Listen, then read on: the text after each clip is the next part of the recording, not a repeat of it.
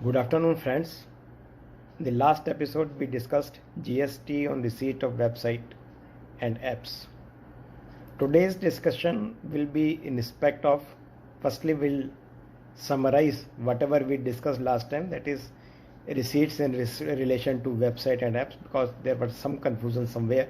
So I thought that I should devote 1 or 2 minutes to summarize.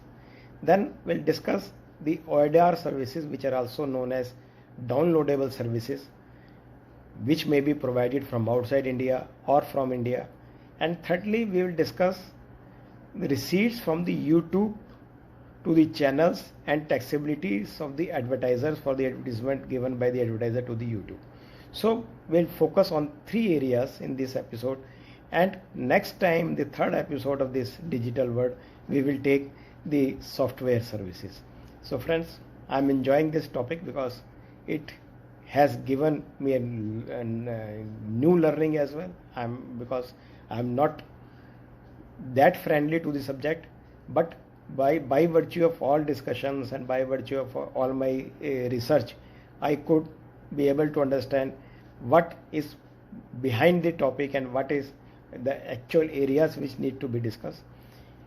Before I proceed further, I would also thank to Mr. Sushil Verma, advocate, Akash Jain, my partner, and Bharat Garg, my son, who is also CA, for vetting of my pre-release version. They used to critically examine my videos so that whatever you get, it should be correct to the best of our knowledge and belief.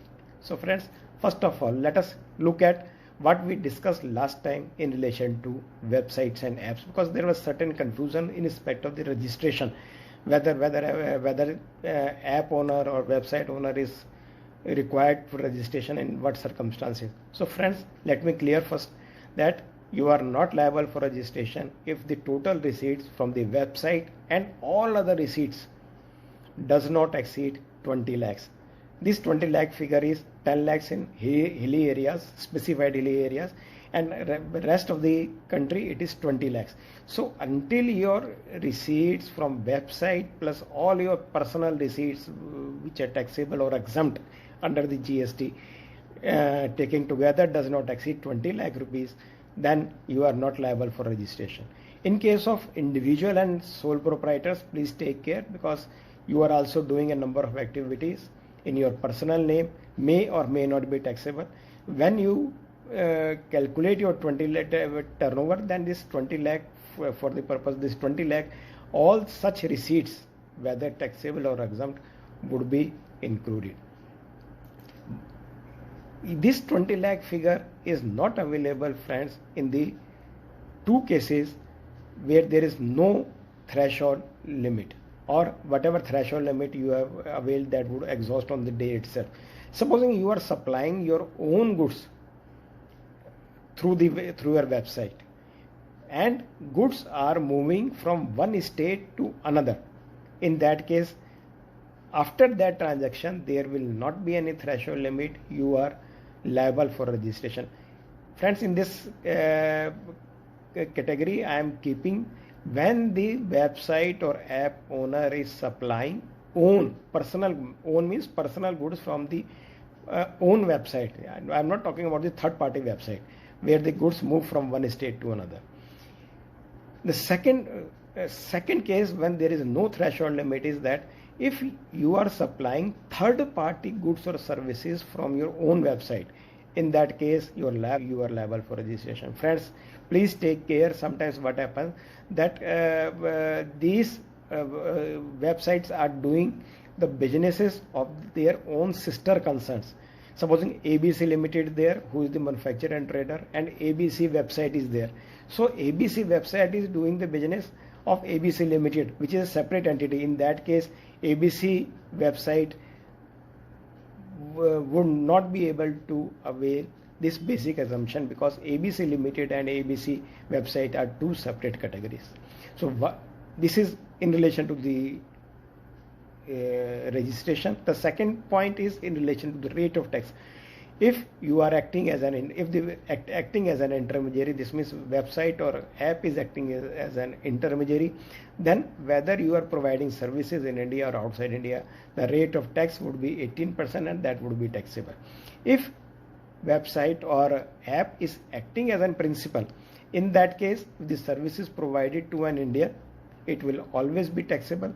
The rate of tax will depend upon the nature of the service. For example, advertisement service, it would be 18%. Supplying of ebook, that would be 5%. So nature of the service, the rate of tax will depend.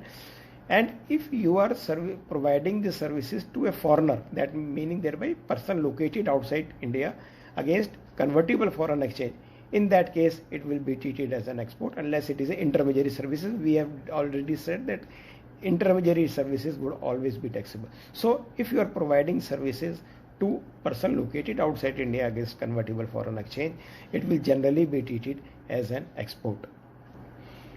So the second category we are taking is the ODR services, which are also known as the downloading services. These are separately defined under the GST Act under section 2 subsection 17, which the ODR services, full form of this is online information and database access and retrieval services. So what are those services? Where there is minimum human intervention, such as advertising on the internet, providing cloud services, providing ebook, movie, music, software, telecommunication network, providing data or information, retrievable, digital content, maybe movie, television show, digital data storage, such as you are getting the data on Gmail, online gaming, website supply, web hosting, supply of software and updating thereof, images, text, then distant teaching without human interface. So distant teaching without a human interface means recorded classes. We are not discussing the live classes here. The recorded classes will be covered. So whenever you are doing such services, supposing you are taking YouTube Premium, so again this is the ODR services. You see, likewise we are taking the LinkedIn Premium, then again it is the ODR services, and whatever amount is paid to the LinkedIn or the YouTube, as the case may be, that would be taxable. So who will pay tax? Supposing we are downloading certain content which is provided by a foreign company. So in that case, who is liable to pay tax? So friends, here to discuss the taxability, let us divide the entire transaction into two parts. One is the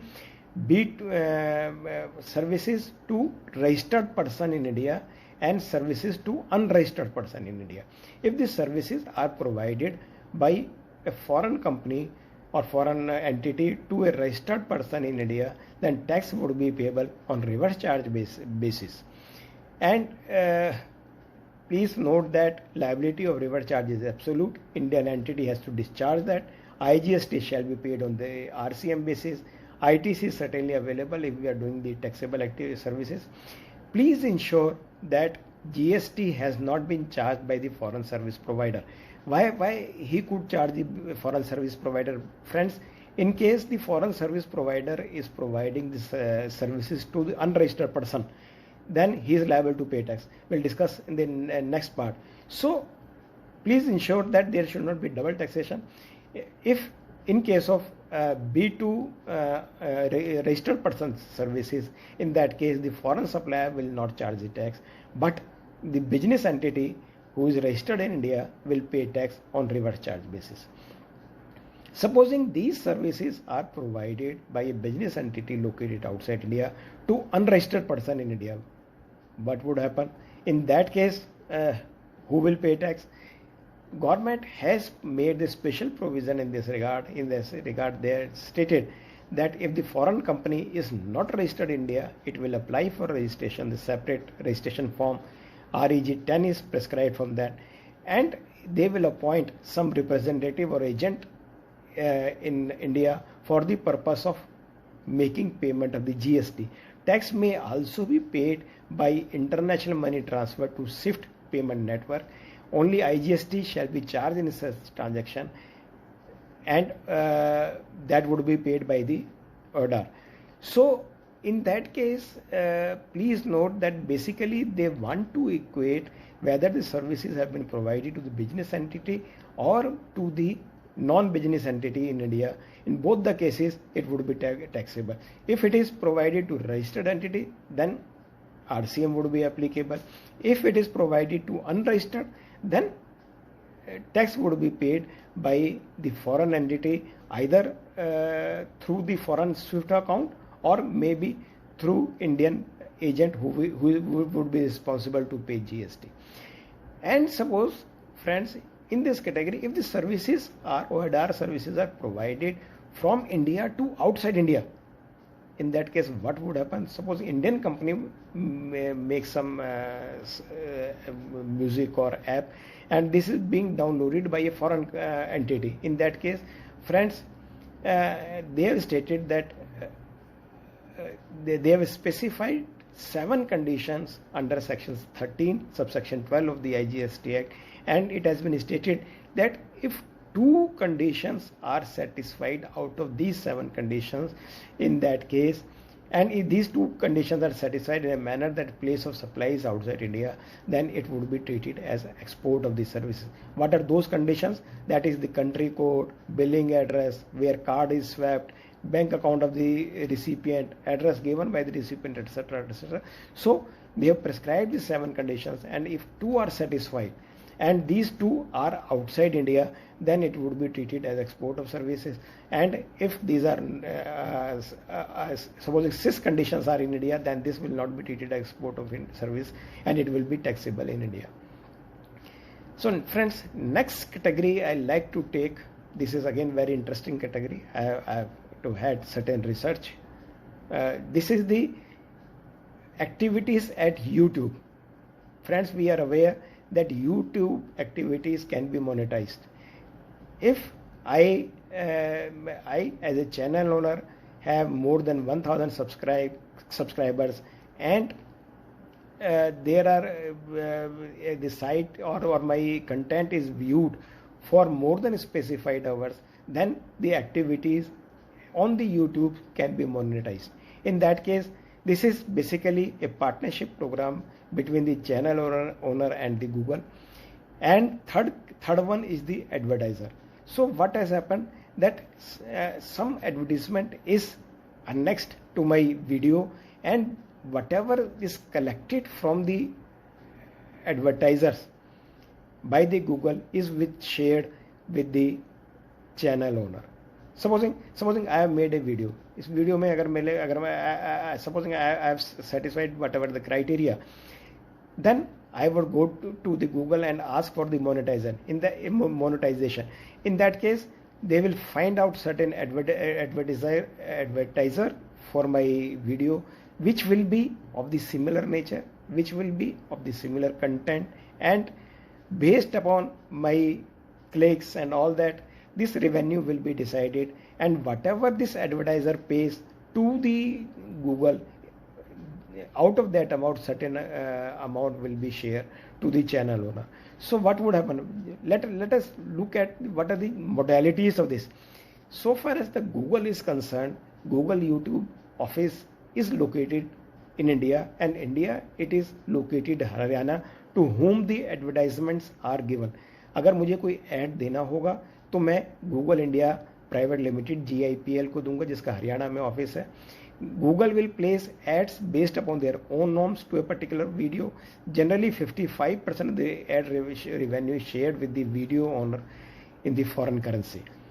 So what are those arrangements between the advertisers and the Google and the channel owners? So friends, let us look into the first one, that is the advertiser and the Google. Advertiser generally would be located in India. If an advertiser is located outside India, then he will contact to Google outside India, not to Google India. So GIPL, that is Google India Private Limited, will raise invoice upon the advertiser. If the advertiser is located in Haryana, then they will charge C plus cess at the rate of 18%. If advertiser is located outside Haryana, maybe in any state, in that case, Google will charge IGST at the rate of 18%. And if the advertiser is located in SEZ, in that case that will be zero rated supply, and no tax would be charged by the Google. Then the second category would be, friends, what is the arrangement between Google and the channel owner in India.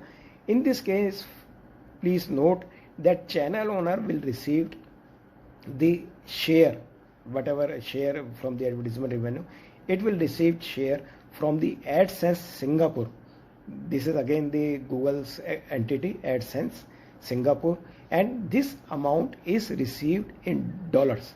Friends, it will be a zero rated supply, that is the export of service, but please note it will be zero rated supply only if the channel owner makes the agreement with the Singapore.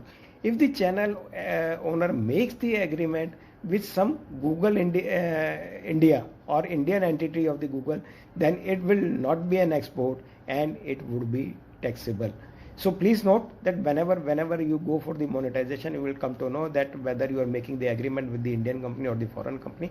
If you are doing with the foreign company, certainly it will be an export. If you are doing with the Indian company, then even if you receive the payment in dollar, then also it will be taxable.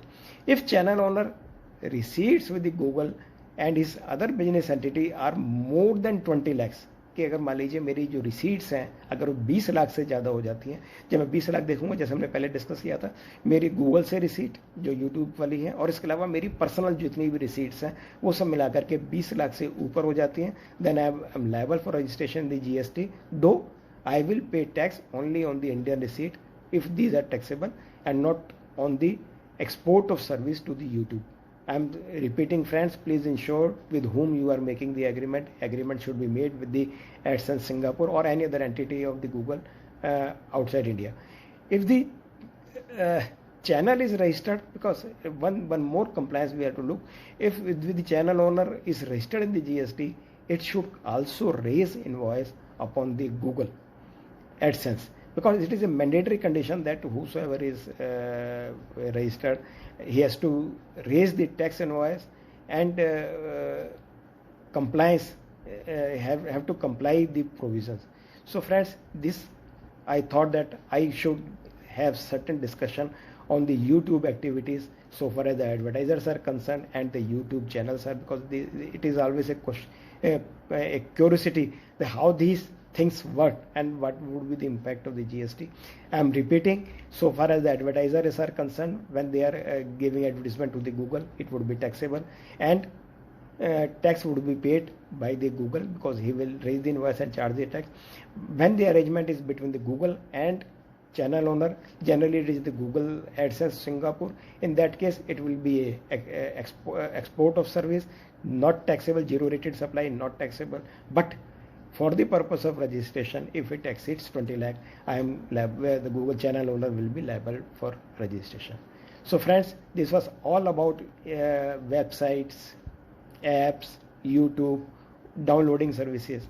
Next episode will discuss the software services. As usual, that would also be released on the next weekend on Sunday. So friends, hope you have enjoyed my first episode. If you want to refer, that is available on my channel. Your suggestions are valuable. These are welcome. With this, I like to thank everyone. Thank you, friends.